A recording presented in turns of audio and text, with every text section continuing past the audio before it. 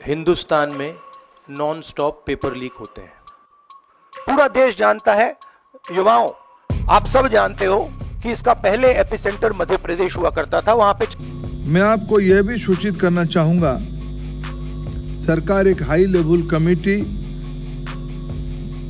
गठन करने जा रही है जो इस बार प्रकरण में एनटीए के संबंध में हिंदुस्तान में नॉन स्टॉप पेपर लीक होते हैं। पहले नेट की परीक्षा, फिर उसके बाद में यूजीसी एनईटी की परीक्षा, फिर उसके बाद में सीजीआई की परीक्षा, न जाने तीन परीक्षा लीक हो जाने के बाद में, कैंसिल हो जाने के बाद में या फिर स्थगित हो जाने के बाद में लाखों स्टूडेंट का जो भविष्य है वो आ जाता है खतरे में। तो कुछ जो है मंत्री आके अपनी गलती मानते हैं कि उन्होंने पहले देख लेना चाहिए था, जांच पड़ताल कर लेनी चाहिए थी, और कुछ जो है अपने प्रेस कॉन्फ्रेंस में आके जो है सरकार को घेरते हैं। आइए जानते हैं कि रातों रात कैसे एक जो है एक नया कानून आ जाता है इस पेपर लीक के ऊपर में, और सरकार जो है कैसे इतने दबाव में आ गई। आइए जानते हैं इस एपिसोड में पेपर लीक। तो जैसा कि आप सब लोग जानते ही हैं कि 2 पेपर जो है वो लीक हो गए और एक पेपर को जो है स्थगित कर दिया गया एनटीए के हवाले से, और इसी को लेकर के जो है रातों रात जो है एक नया कानून आ जाता है पेपर लीक के ऊपर में, जिसमें जो है 5 साल तक की जेल और 10 या फिर 1 करोड़ का जुर्माना। आखिर ऐसा होता क्यों है, क्यों गवर्नमेंट जो है इतने दबाव में आ जाती है? वो सिर्फ और सिर्फ एक कारण से, वो है राहुल गांधी। ऐसा क्यों मैं कह रहा हूँ, आइए जानते हैं। बीते 2 दिन पहले जो है राहुल गांधी एक प्रेस कॉन्फ्रेंस करते हैं और उस प्रेस कॉन्फ्रेंस में ये बोलते हैं कि हाँ, हम बिल्कुल जो है इन छात्रों का मुद्दा जो है संसद में उठाने वाले हैं। बस इसी के चलते जो है सरकार जो है मुश्किल में आ जाती है या फिर दबाव में आ जाती है। क्यों? क्योंकि सरकार के पास में जो है अब जो है पूरी सीटें नहीं, यानी कि जो बहुमत का आंकड़ा 272 का वो नहीं है, क्योंकि अब बीजेपी गवर्नमेंट के पास में 240 सीट्स है और उनके जो सहयोगी है एनडीए के, उनके हवाले जो है ये सरकार जो चल रही है।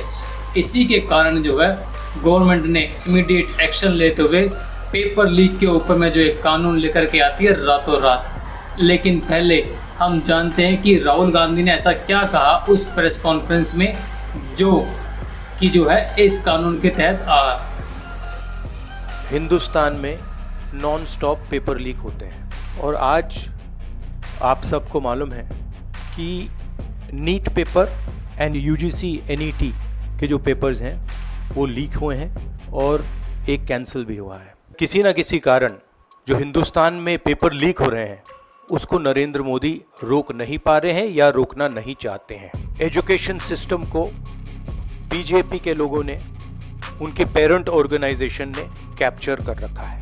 अगर आप मेरिट के बेसिस पर लोगों को नहीं जॉब देंगे, अगर आप आइडियोलॉजिकल लोगों को वाइस चांसलर बनाएंगे, इनकेपेबल लोगों को वाइस चांसलर बनाएंगे, एग्जाम लेने के स्ट्रक्चर्स हैं उनमें आप आइडियोलॉजिकल लोगों को डालेंगे तो ये काम होगा।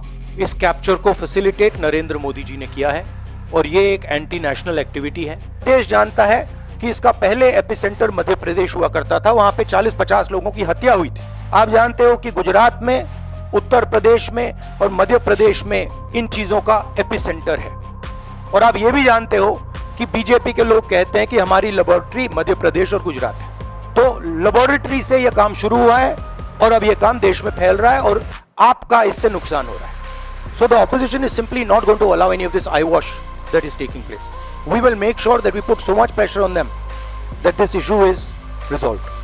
अब इसी के चलते जो है धर्मेंद्र प्रधान जो एजुकेशन मिनिस्टर है, अब एक कमेटी का जो है गठन करते हैं और उसमें क्या बात बोलते हैं, आइए सुनते हैं।